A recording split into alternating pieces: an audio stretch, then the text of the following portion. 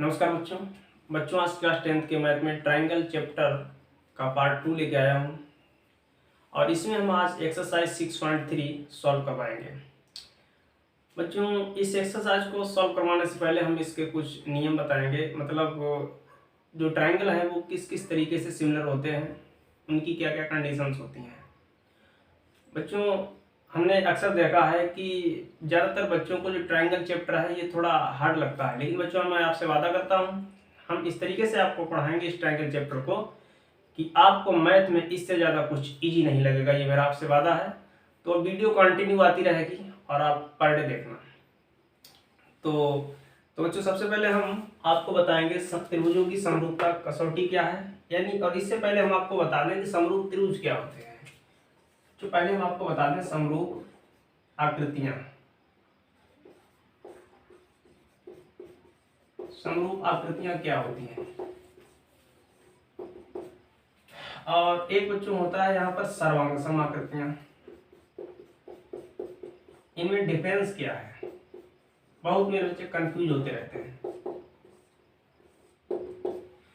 बच्चों देखिए, समरूप, सबसे पहले समरूप की बात करता हूँ। नाम से ही क्लियर है, समरूप। सम माने समान, रूप माने रूप, यानी जिनके रूप समान होने हम समरूप कह सकते हैं।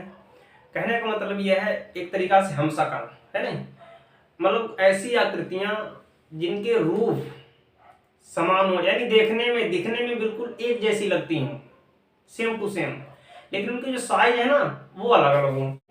बच्चों, समरूप वाली कंडीशन में ओनली एक बात का ध्यान अच्छी तरीके से रखा जाता है। क्या? इसमें एक देखना चीज शेप और एक होता है साइज। ठीक, इसमें शेप ज्यादा मायने रखता है, साइज इतना नहीं। मतलब समरूप त्रिभुज में जो शेप है जिसे हम आकृति कहेंगे, शेप को हम क्या कहेंगे बच्चों? आकृति, यानी बनावट। आकृति यानी दूसरी हिसाब से हम इसे कह सकते हैं बनावट। आकृतियों की बनावट सेम होनी चाहिए, लेकिन साइज यानी आकार, ठीक, ये कुछ भी हो।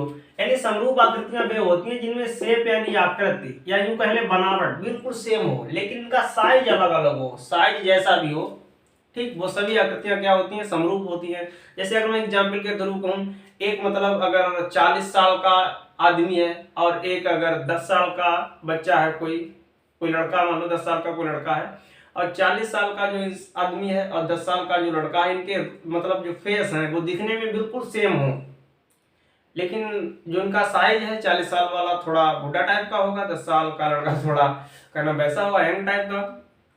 तो इनके जो का नाम रूप है, फेस है, वो दिखने में बिल्कुल सेम है, लेकिन इनके साइज अलग अलग है। तो हम कहेंगे ये दोनों कैसे हैं? हमशक्ल, यानी समरूप। कैसे हैं? समरूप। तो उसी के अकॉर्डिंग, जैसे अगर मैं यहाँ पर एक सर्किल बना दिया और एक यहाँ पर दूसरा सर्किल बना दिया, तो ये सर्किल बच्चों दिखने में बिल्कुल सेम है, लेकिन बड़े छोटे हैं, तो हम इन्हें समरूप कहेंगे। ठीक, मान लो एक हमने यहाँ पर स्क्वायर बना दिया, ठीक, और एक यहाँ पर हमने दूसरा स्क्वायर बना दिया, तो ये देखने में दोनों कैसे हैं? सेम है, मतलब इनके जो रूप हैं वो कैसे हैं? सेम है, लेकिन इनके साइज अलग अलग है। ठीक, एक में समझो हमने ये ट्रायंगल बना दिया, एक ये दूसरा ट्रायंगल बना दिया, ठीक बच्चों। तो इनके जो का नाम रूप कैसे हैं? सेम है, लेकिन इनके साइज अलग अलग हैं। इस वजह से हम ऐसी आकृतियों को समरूप आकृतियां कहेंगे। बच्चों, हम समझते हैं, आप क्लियर हो चुके होंगे। मतलब समरूप आकृतियां वे आकृतियां होती हैं जिनके का नाम साइज तो अलग अलग हो, उससे कोई साइज से कोई फर्क नहीं पड़ता है, साइज अलग अलग हो, लेकिन इनके जो रूप हैं, इनकी जो शेप है, इनकी जो बनावट है वो सेम होनी चाहिए। वो कैसी होनी चाहिए बच्चों? सेम होनी चाहिए। ऐसी आकृति को हम समरूप आकृतियां कहते हैं। अब बात करते हैं हम सर्वांगसम की। सर्वांगसम क्या होते हैं? देखिए, सर्वांगसम वे आकृतियां होती हैं बच्चों, इनमें इन दोनों बातों का विशेष ध्यान रखा जाता है। सर्वांगसम आकृतियों में बच्चों शेप यानी हम कह सकते हैं आकृति, या क्यों कह ले बनावट, ठीक, बनावट। और दूसरे नंबर पे क्या आता है इसमें? साइज यानी आकार। ये दोनों कैसे होने चाहिए? दोनों सेम। दोनों कैसे होने चाहिए बच्चों? सेम होने चाहिए। यानी आकृति और आकार दोनों सेम होने चाहिए। इसमें ओनली क्या सेम होना चाहिए, ये वाली चीज सेम होनी चाहिए, ठीक। और इसमें कुछ भी हो चलता रहेगा, है ना। तो सर्वांगसम आकृतियां वे आकृतियां होती हैं जिनमें शेप आकृति यानी बनावट और साइज दोनों समान हो, ठीक। ऐसी आकृतियों को हम क्या कहेंगे बच्चों, सर्वांगसम आकृतियां कहेंगे। आप समझ गए होंगे कि सर्वांगसम आकृतियां वे आकृतियां होती हैं जिनकी बनावट और जिनके साइज वो दोनों समान हो। मतलब जितना इंसान कोई एक मतलब दो लड़का है, अगर दोनों बराबर लंबाई के हों और उनके समान रूप हों तो ऐसे को हम सर्वांगसम कहेंगे, है नहीं। जैसे अगर हम का नाम कोई डायरेक्ट यहाँ पर एग्जांपल दें, जैसे हमने यहाँ पर समझो एक सर्किल ये बना दिया और सेम इतना ही बड़ा एक दूसरा बना दिया, ठीक। तो थोड़ा बड़ा बन गया, तो ये कैसे हो गया सर्वांगसम। एक समझो हमने यहाँ पर एक स्क्वायर बनाया और सेम बिल्कुल इतना ही बड़ा एक यहाँ पर बना दिया, तो ये कैसे हो गए बच्चों, सर्वांगसम। तो यहाँ से चीज क्लियर क्या होती है कि समरूप आकृतियों में एक बाउंड का नाम ओनली एक ही बाउंडेशन, मतलब एक ही बाउंडेशन माने रखती है क्या कि समरूप आकृतियों में ओनली शेप यानी बनावट सेम होनी चाहिए, आकार चाहे जो भी हो, ऐसी सभी आकृतियां समरूप आकृतियां कहलाती हैं। और सर्वांगसम आकृतियां इनमें शेप और साइज दोनों समान होने चाहिए, तभी आकृतियां का नाम सर्वांगसम आकृतियां कहलाती हैं। तो इससे ये क्लियर होता है कि सभी सर्वांगसम आकृतियां समरूप आकृतियां हो सकती हैं, सभी सर्वांगसम आकृतियां समरूप आकृतियां हो सकती हैं। मतलब समरूप आकृतियों में ये बिल्कुल नहीं कहा गया है कि इनके साइज समान हो अथवा असमान हो, मतलब अलग अलग हो चाहे कैसे भी हो, समान हो जाए या अथवा असमान हो जाए, लेकिन शेप यानी इनकी बनावट सेम होनी चाहिए। तो ऐसी आकृतियां का नाम समरूप आकृतियां कहलाती हैं। तो यहाँ से क्लियर हो जाता है कि सभी सर्वांगसम आकृतियां समरूप आकृतियां तो हो सकती हैं या होती हैं, लेकिन सभी समरूप आकृतियां सर्वांगसम आकृतियां नहीं होती हैं। याद रखना, अगर एग्जाम में क्वेश्चन आ जाए कि क्या सभी समरूप आकृतियां सर्वांगसम आकृतियां नहीं होती हैं, बच्चों नहीं होती हैं, क्योंकि समरूप आकृतियों में साइज का कोई बाउंडेशन नहीं होता है। साइज चाहे जो भी हो चलता है, उसमें सिर्फ रूप यानी का नाम शेप को देखा जाता है। और सर्वांगसम आकृतियों में क्या कि साइज और शेप दोनों को देखा जाता है। इस वजह से सभी सर्वांगसम आकृतियां समरूप तो होती हैं, लेकिन सभी समरूप आकृतियां सर्वांगसम नहीं होती हैं। तो बच्चों ये डाउट आपका क्लियर हो गया होगा। अब हम बढ़ते हैं समरूपता की कसौटी क्या है, यानी किन किन कंडीशंस में ट्रायंगल या आकृतियां समरूप होती हैं। तो सबसे पहले बच्चों हम इसे मिटा दें, इसका आप क्या स्क्रीनशॉट लेंगे, हमने सिर्फ समझाया था।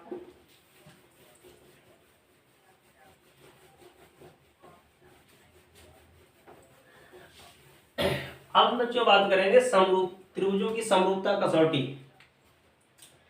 जैसे फर्ज करो हमने यहाँ पर कोई दो ट्रायंगल बनाया है, एक ये वाला ट्रायंगल बना दिया और एक ये दूसरा ट्रायंगल बना दिया, ठीक बच्चों। इसका नाम रखा A B C P Q R, ठीक। अब देखिए समरूप वाली कंडीशन बता रहा हूं आपको। नंबर 1, इन जिन त्रिभुजों के तीनों संगत कोण आपस में बराबर हों, कोण ए के बराबर कोण पी, ठीक, कोण बी के बराबर कोण क्यू और कोण सी के बराबर कोण आर। अगर बच्चों याद रखना, अगर कोई दो त्रिभुज समरूप हैं, क्या ऐसे कर ले, अगर कोई दो त्रिभुज हैं समरूप तो अभी नहीं कह सकते, अगर कोई दो ट्रायंगल हैं जिनके तीनों कोण आपस में बराबर हैं, तो याद रखना 100% मैं आपसे वादा करता हूं, अगर किन्हीं दो त्रिभुजों के तीनों कोण आपस में बराबर हैं एक दूसरे के, मतलब पहले ये कोण इसके बराबर, ये वाला कोण इसके बराबर, ये वाला कोण इसके बराबर, अगर किन्हीं दो त्रिभुजों के तीनों कोण आपस में एक दूसरे के बराबर हैं तो 100% याद रखना उन दोनों त्रिभुजों की जो संगत भुजाएं होती हैं वो समान अनुपात में होंगी। कहने का मतलब उनका अनुपात समान होगा। ये बात बहुत इंपॉर्टेंट है। तो मतलब यहां पर हमने लिख दिया कि यदि नंबर 1 में यदि कोण ए बराबर कोण पी, कोण बी बराबर कोण क्यू, कोण सी बराबर कोण आर हो, तब 100%, 100% याद रखना,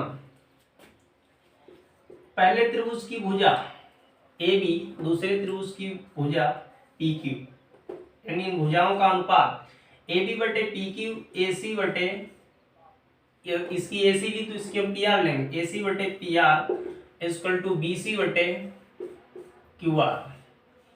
ठीक, तो 100% इन भुजाओं का जो रेशियो है बच्चों वो कैसा होगा, समान होगा। यानी अगर किन्हीं दो त्रिभुजों के संगत कोण आपस में बराबर हैं तो उन त्रिभुजों की जो भुजाओं का जो अनुपात है वो 100% आपस में बराबर होगा। अगर मैं इसका उल्टा कहूं बच्चों, क्या कहूं, इसका उल्टा अगर हम यूं कहें कि यदि किन्हीं दो त्रिभुजों की भुजाओं का अनुपात आपस में बराबर है, यदि किन्हीं दो त्रिभुजों की भुजाओं का अनुपात आपस में बराबर है तो याद रखना 100% उन दोनों त्रिभुजों के जो संगत कोण हैं, तीनों संगत कोण वो आपस में बराबर होंगे। तो ऐसी स्थिति में बच्चों ऐसे दोनों त्रिभुज समरूप त्रिभुज कहलाएंगे। क्या कहलाएंगे, समरूप, सिमिलर ट्रायंगल कहलाएंगे। ठीक, तो यहाँ पर समरूपता की बच्चों दो कंडीशंस बनती हैं। क्या क्या, तो इस केस में अगर हम समरूपता की बच्चों कंडीशन देखें तो बनेगी, देखिए पहला कोण, दूसरा कोण, तीसरा कोण, तो एंगल एंगल एंगल, ठीक, एंगल एंगल एंगल समरूपता, ये तो पहली एक समरूपता बन गई। ठीक, अगर किन्हीं दो त्रिभुजों के तीनों कोण बराबर हैं तो याद रखना वो त्रिभुज आपस में समरूप होंगे। अगर किन्हीं दो त्रिभुजों की तीनों भुजाओं का रेशियो आपस में बराबर है तो यहाँ पर एक कंडीशन बनती, क्या, भुजाएं, जिसे इंग्लिश में हम कहते हैं साइड, बच्चों क्या कहते हैं, साइड। तो हम इसका पहला लेटर लेंगे यस, यस यस यस, यानी साइड साइड साइड समरूपता। ठीक, हम सिर्फ आपको अभी समझा रहे हैं, ठीक, उसके बाद बताएंगे। मतलब समरूप त्रिभुजों के समरूप होने की कंडीशंस दो होती हैं, या तो वे एंगल एंगल तीनों बराबर हो या उनके तीनों साइड साइड बराबर हो। तो अगर हम यहाँ पर फिर और भी बताएंगे, और भी मतलब इन दोनों के अलावा और भी होती हैं, तो हम कह सकते हैं कि त्रिभुज एबीसी समरूप त्रिभुज, त्रिभुज एबीसी समरूप त्रिभुज पी क्यू आर। अब ये समरूप है तो क्या क्या कंडीशन है, या तो कह दो एंगल एंगल है ना, एंगल एंगल समरूपता यानी सिमिलरिटी। ठीक, या तो हम कह सकते हैं त्रिभुज एबीसी समरूप त्रिभुज P Q are side side similarity. तो या तो एंगल एंगल से समरूप है या तो साइड साइड से समरूप है, याद रखना। तो समरूप होने वाली दो कंडीशंस क्लियर हो गई कि या तो तीनों कोण बराबर हो या तो तीनों भुजाओं का रेशियो आपस में बराबर हो, तो वो त्रिभुज हमेशा, दोनों त्रिभुज कैसे होते हैं बच्चों, समरूप होते हैं। अगली कंडीशन क्या है, अगली बच्चों कंडीशन ये है कि अगर किन्हीं दो त्रिभुजों में आपस में दो कोण बराबर हो, आपस में दो कोण बराबर हो, याद रखना, अगर किन्हीं दो त्रिभुजों में आपस में दो कोण बराबर हैं तो उन कोणों के जो अंतर्गत भुजाएं सिलेक्ट की जाती हैं उन भुजाओं का रेशियो भी आपस में समान होगा, याद रखना, उन भुजाओं का रेशियो भी आपस में समान होगा। तो हम कहेंगे समरूपता की कंडीशन एक एंगल एंगल भी बन जाती है। अगर एंगल एंगल भी एक समरूपता की कंडीशन बन जाती है। ठीक, इसे हम कहते हैं अगर किन्हीं दो त्रिभुजों में एंगल एंगल समान है तो इस बेस से हम उन्हें समरूप मान सकेंगे, याद रखना। तीसरी कंडीशन क्या है कि यदि किसी त्रिभुज में दो कोण समान हो और एक भुजा का रेशियो सेम हो तो हम कहेंगे साइड एंगल, सॉरी, दो साइडों का अनुपात समान हो और एक भुजा का एक कोण समान हो तो हम कहेंगे साइड एंगल साइड। समरूपता का ये भी एक कंडीशन बनती है, साइड एंगल साइड, यानी भुजा कोण भुजा, हिंदी में कहेंगे भुजा कोण भुजा। इन कंडीशंस में भी त्रिभुज समरूप होते हैं। तो समरूप त्रिभुज की बच्चों कितनी कंडीशन बनी, पहली side side side, angle angle angle, angle angle, side angle side. इन का नाम चार कंडीशंस को आप याद रखना, 1 2 3 4। इन चार कंडीशंस में त्रिभुज समरूप होंगे। तो मोली जब भी कभी समरूप त्रिभुज के लिए आएगी, सिद्ध कीजिए कि जो ये मतलब दोनों त्रिभुज समरूप हैं, तो मेरा एक ही टारगेट रहेगा कि इन चारों चीजों में से 1 2 3 4 कोई अगर एक चीज हम शो कर दें, साइड साइड निकाल दें, साइड साइड के बेस पे हम उसे समरूप मान सकते हैं, एंगल एंगल के बेस पे हम उन्हें समरूप मान सकते हैं। ठीक, एंगल एंगल और मतलब डबल एंगल के बेस पे हम उन्हें समरूप मान सकते हैं, साइड एंगल साइड के बेस पे हम उन्हें समरूप मान सकते हैं। तो इन कंडीशंस को आप याद रखना। अब इसके बाद हम बच्चों बढ़ते हैं एक्सरसाइज की ओर। तो हमारा देखते हैं एक्सरसाइज 6.3 का पहला क्वेश्चन क्या है। तो हम इसे मिटा दें।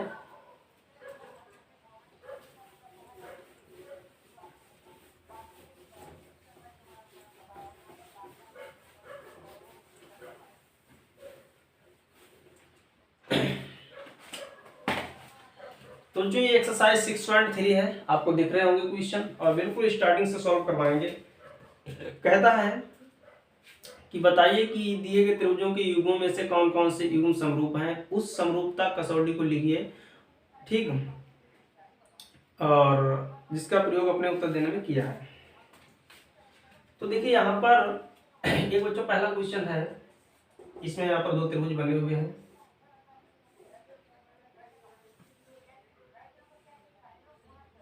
एक ये त्रिभुज है समझो,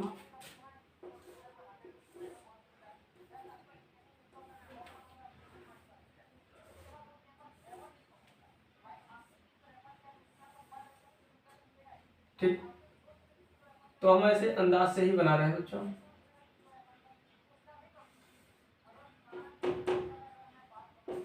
P Q R A B C, ये वाला कोण 60 डिग्री है, ये वाला कोण 80 डिग्री है, ये वाला कोण 40 डिग्री है, ये कोण इसमें 60 है, ये कोण 80 है, और ये कोण 40 है, ठीक है। अब देखिए ये जो त्रिभुज हैं इस मतलब फॉर्म में रखे हुए हैं, ये दोनों त्रिभुज सेम कंडीशंस में रखे हुए हैं, तो डायरेक्टली इसमें लिखेंगे क्या, हम कहेंगे त्रिभुज ABC और त्रिभुज PQR में, ठीक। अगर हम लिखें कोण A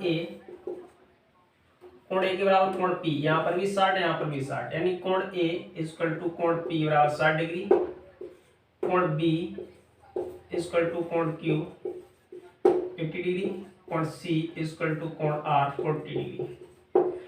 तो हम बता चुके हैं कि यदि किन्हीं दो त्रिभुजों में तीनों कोण आपस में बराबर हो तो बच्चों त्रिभुज समरूप होते हैं। तो हम कह देंगे इसलिए त्रिभुज ABC समरूप त्रिभुज PQR समरूप है। रीजन क्या है, angle angle angle angle angle angle समरूपता से, ठीक बच्चों। इस वजह से तीनों त्रिभुज समरूप हो जाते हैं। अगला क्वेश्चन बच्चों क्या है, जरा ध्यान से देखना, इंपॉर्टेंट क्वेश्चन है एक यहाँ पर। चलो हम इसे मिटा दें पहले बच्चों, आप लोग इसका स्क्रीनशॉट ले लो।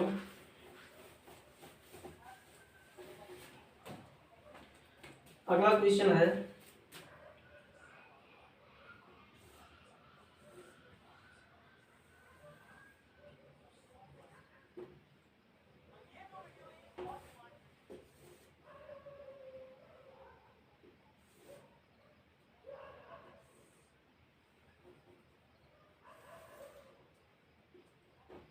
ठीक, A B C ये 2 है, 3 है, 2.5 है, 6 है, 5 है, R है, इससे ये P और ये Q और ये R, ठीक।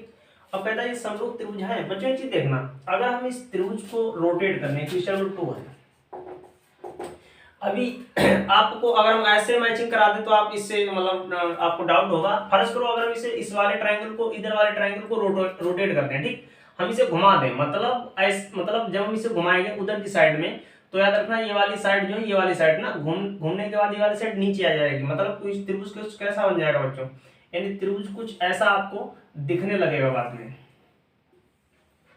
में त्रिभुज आपको ऐसा कुछ दिखने लगेगा। देखो ये वाली साइड जो है, ये वाली साइड PR साइड इधर आ जाएगी, और बिंदु P उधर पहुंच जाएगा, मतलब जब इसे हम डाउन करेंगे तो बिंदु P उधर जाएगा,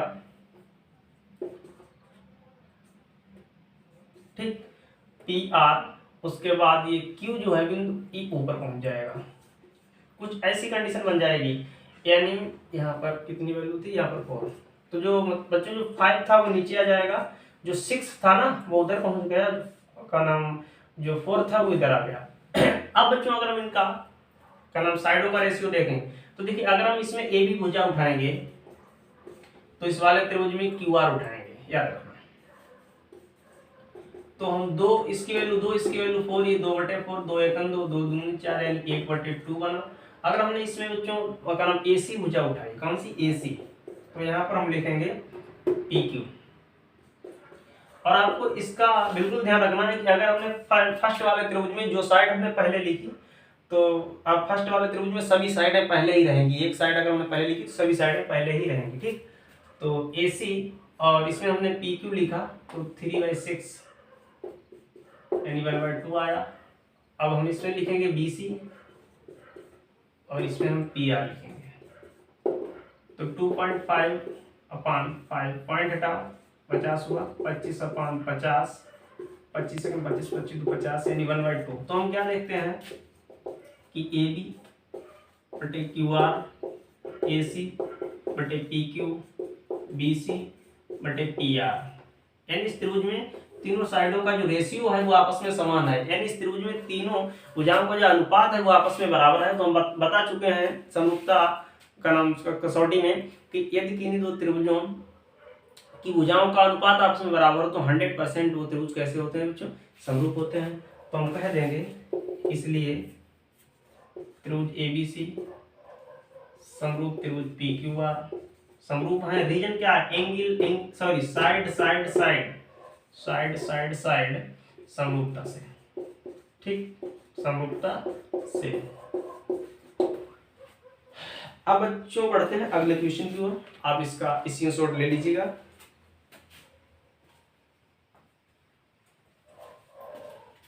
मिटा दें।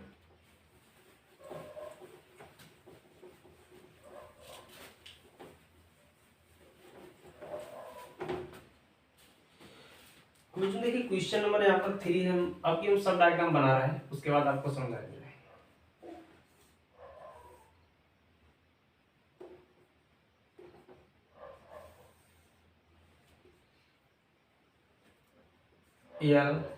LMP ये 2.7 है, ये 3 है और ये 2 है, ठीक है। उसके बाद हम देखें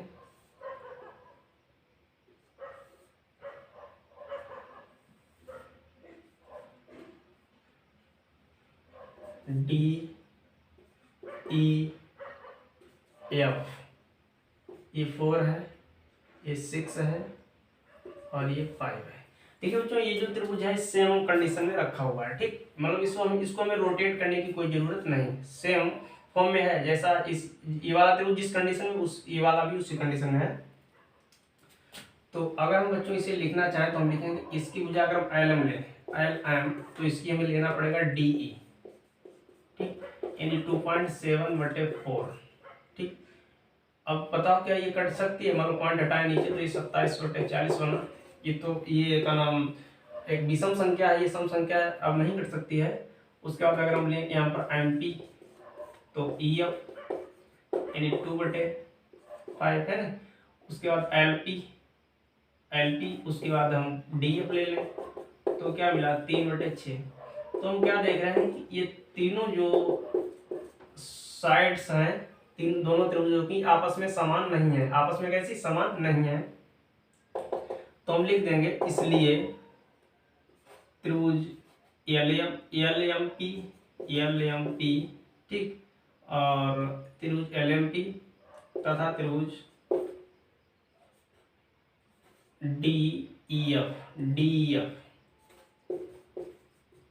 DEF समरूप नहीं है, समरूप नहीं है, ठीक बच्चों। ऐसे ही आप क्वेश्चन नंबर 4 करना। अब हम बढ़ते हैं क्वेश्चन नंबर 5 की ओर, इसे मिटा दें। तो क्वेश्चन नंबर 4 भी बच्चों समरूप नहीं है, जिसे आप करके देखना। अब बढ़ते हैं बच्चों क्वेश्चन नंबर 5 की ओर।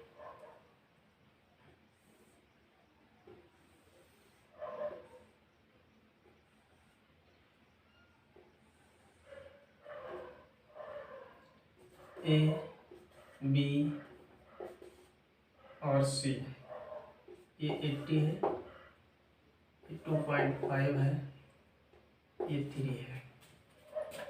उसके बाद बच्चों एक ट्रायंगल दूसरा है यहाँ पर,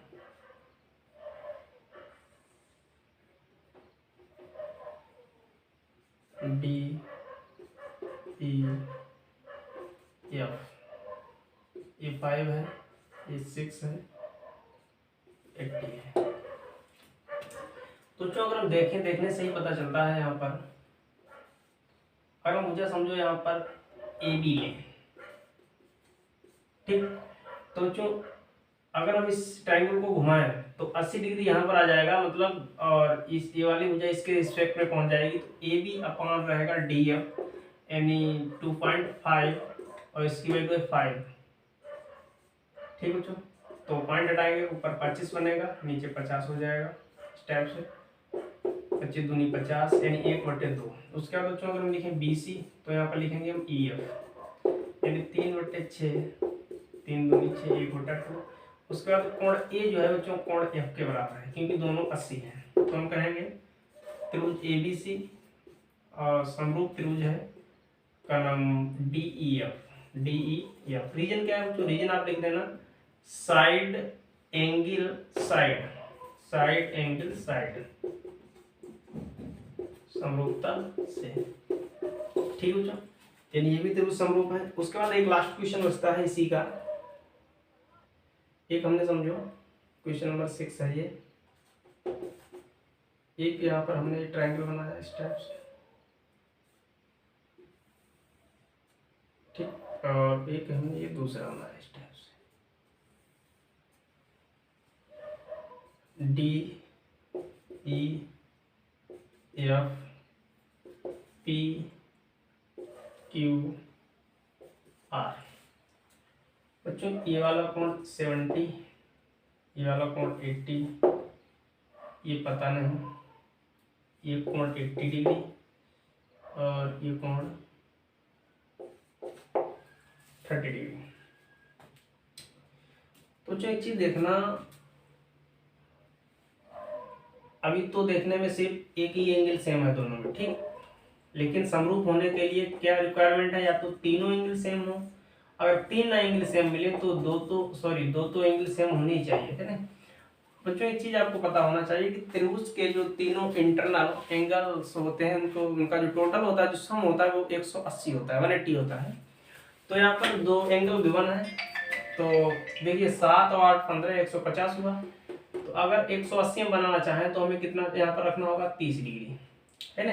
यानी अगर हम बात करें, देखिए हमने समझा दिया, अब अगर हम लिखना चाहें डिटेल में तो हम लिख सकते हैं त्रिभुज डी ई एफ में अगर हम बात करें कोण सी की, सॉरी कोण एफ की, तो हम कैसे निकालेंगे, 180 और माइनस कर देंगे 70 + 80, 7 8 15 150, तो 30 डिग्री हमें ये वाला एंगल पता लग जाएगा।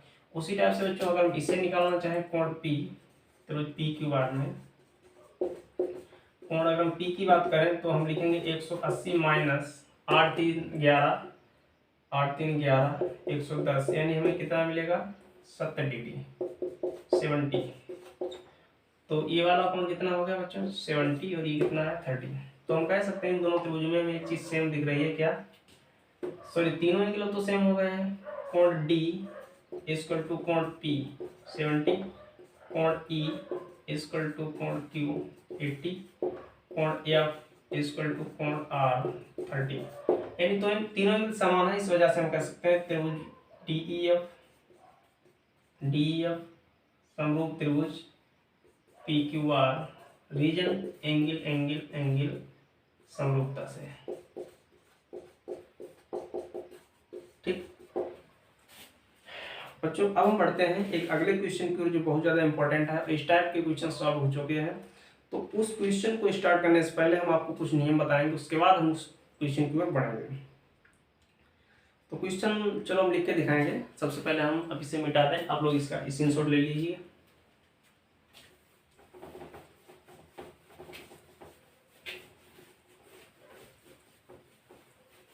अब बच्चों एक चीज देखिए, क्वेश्चन पहले क्वेश्चन लिखते हैं, उसके बाद बात करते हैं, नियम को बताएंगे। एक यहाँ पर डायग्राम इन्होंने शो किया है, ये डायग्राम है, ये दो पैरेलल लाइंस हैं, समांतर रेखाएं हैं, ठीक,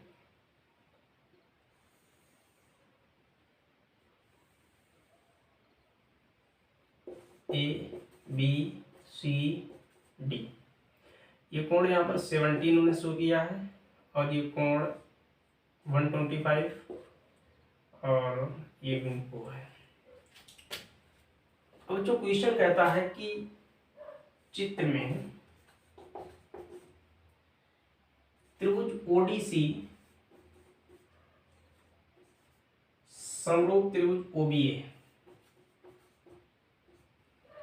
उसके बाद उसने कहा कोण बीओसी इक्वल टू 125, कोण सीडीओ इक्वल टू 70। तो कहता है कोण डीओसी, कोण डीसीओ और कोण ओएबी ज्ञात करो। ठीक बच्चों, और उसके बाद कोण ओडीसी और कोण ओबीए, ये दोनों समरूप त्रिभुज हैं बच्चों। कैसे त्रिभुज हैं? समरूप त्रिभुज है। जरा ध्यान से देखना, हम यहाँ पर आपको एक थ्योरम बता रहे हैं। हमने यहाँ पर दो रेखाएं खींची, ये पैरेलल रेखाएं हैं बच्चों, याद रखना, समांतर रेखा है। और एक यहाँ पर ये तिर्यक रेखा बोली जाएगी। ये बच्चों समांतर रेखा है। समांतर रेखाएं कैसी होती हैं? जो सेम डायरेक्शन में खींची हो, जैसे एक ये, जैसे ये मतलब आकार पे डिपेंड नहीं करती। समांतर समांतर समांतर, ठीक है, समांतर है ना से। तो ऐसी रेखा समांतर होती हैं, इनके साइज चाहे छोटे हो या बड़े हो, ये समांतर बोली जाएंगे बच्चों। ठीक, समांतर, आप समांतर रेखा समझ गए होंगे। और ये तिर्यक रेखा जो इन दोनों को काटे इस टाइप से, और एक हमने यहाँ पर दूसरी भी तिर्यक रेखा खींच दी इस टाइप से। बच्चों याद रखना, अगर दो रेखाएं समांतर हो और उन पर एक तिर्यक रेखा खींची जाए तो उनके जो अल्टरनेट एंगल यानी एकांतर कोण आपस में बराबर होंगे। अगर कहेंगे ये वाला कोण, अगर हम मान लो 1 हमने इसे कह दिया और हमने इसे कह दिया 2, तो हम कह सकते हैं कोण एक बराबर होगा कोण 2 के। क्यों? क्योंकि ये अल्टरनेट एंगल यानी एकांतर कोण है बच्चों। कैसे कोण है? एकांतर कोण। ठीक, उसी टाइप से 1 2 अगर हम इसे 3 कह दें तो इसे हम क्या बच्चों कहेंगे? मतलब एक अगर हमने इस साइड लिया, याद रखना, तो दूसरा उस साइड लिया जाएगा। 3 को हमने उस साइड लिया तो 4 को इस साइड लेंगे, तो कोण 3 इक्वल टू कोण 4 समान है। क्यों?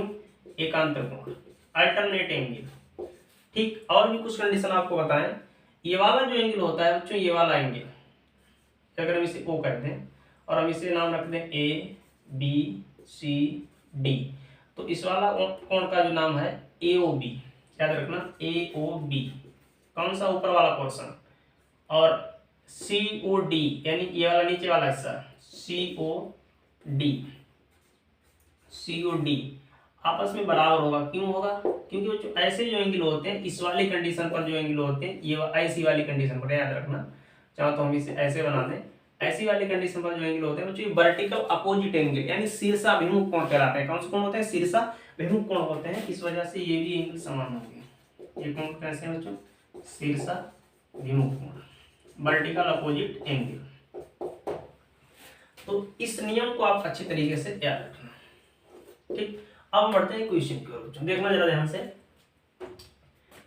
देखिए, अगर हम कोई ऐसे मान लो, फर्ज करो हमने ये वाली कोई रेखा खींच दी और यहाँ पर हम आपसे पूछूं ये एंगल कितना है, आपसे अगर हम पूछूं ये वाला एंगल कितना है, तो आपका आंसर आएगा 180। कितना बच्चों? 180 डिग्री। ये वाला एंगल कितना होता है? 180 डिग्री होता है। क्यों होता है? क्योंकि एक सर्किल जो होता है, सर्किल में एंगल बच्चों 360 डिग्री का बनता है। और अगर मैं इसे ऐसे कट कर दूं तो ऊपर कितना बचा? 180, नीचे भी कितना बचा? 180। तो इस टाइप से सर्किल का टोटल एंगल 360 बनता है। और अगर मैं इसे कट करूं, फर्ज करो, तो ये कितना बचा? 90 90 90 और 90, 9 चौक 360 बन जाएगा। उसी टाइप से बच्चों चीज देखना ध्यान से। अगर मैं आंसर को ऐसे ही मतलब क्लियर करूं, तो बच्चों अगर ये वाला एंगल 125 है, और बताओ, देखना जरा ध्यान से, और हम इस वाली थोड़ा इसे ऐसे मिला दें, तो ये 180 वाली पोजीशन बन जाती है बच्चों? बताओ, बन जाती नहीं? तो बन जाती है। अब देखिए, अगर ये एंगल 125 है और पूरा 180 होता है, तो 180 बनाने के लिए कितना होना चाहिए? 125 मतलब 125 में कितना जोड़े 180 बन जाए, तो 55 यानी 55 डिग्री। कितना बच्चों? 55 डिग्री। तो हम कह सकते हैं यहाँ पर कि कोण जो का नाम 180, इसका नाम क्या है? इसका नाम है DOB। DOB क्या नाम है बच्चों? DOB कोण 180 डिग्री है। और ये जो कोण दिया है का नाम BOC दिया है 125 डिग्री। और अगर हम बात करें कोण, इसका नाम क्या है, डीओसी या डीसीओ या सीडीओ। तो बात करें अगर बच्चों हम सीडीओ की, याद रखना जिस एंगल को लेते हैं, जिस एंगल का हम नामकरण करते हैं, जिस एंगल का हम नॉमेनक्लेचर करते हैं, उस एंगल को हमेशा मिडिल में रखा जाता है बच्चों। कहाँ? मिडिल में। जैसे हमने का नाम बिंदु ओ का नामकरण किया इस वाले ट्रायंगल में, बिंदु ओ का नामकरण किया सीडीओ वाले ट्रायंगल में, तो हम कैसे लिखेंगे? सीडीओ, ना कि ओसीडी या ओडीसी, ऐसा नहीं लिखा जाता है, सीडीओ लिखा जाएगा। ठीक, तो सीडीओ बराबर हम कैसे निकालेंगे? टोटल 180 था, 180 से हमने माइनस किया कितना? 125, तो आंसर निकल के आ गया 55 डिग्री। तो भाई हमने यहाँ पर लिख दिया 55। अब बच्चों ये वाला एंगल हमें पता होना चाहिए। आपको पता है, हम बता भी चुके हैं कि किसी भी ट्रायंगल के जो तीनों इंटरनल एंगल्स होते हैं उनका जो टोटल योग होता है 180 होता है, 180 डिग्री होता है। तो अगर हम बात करें का नाम त्रिभुज डीओसी में हम इस कोण का नामकरण करेंगे बच्चों, किस कोण का? कोण सी का नामकरण करेंगे इस वाले ट्रायंगल में, है ना? तो बताओ, तो हम कैसे लिखेंगे?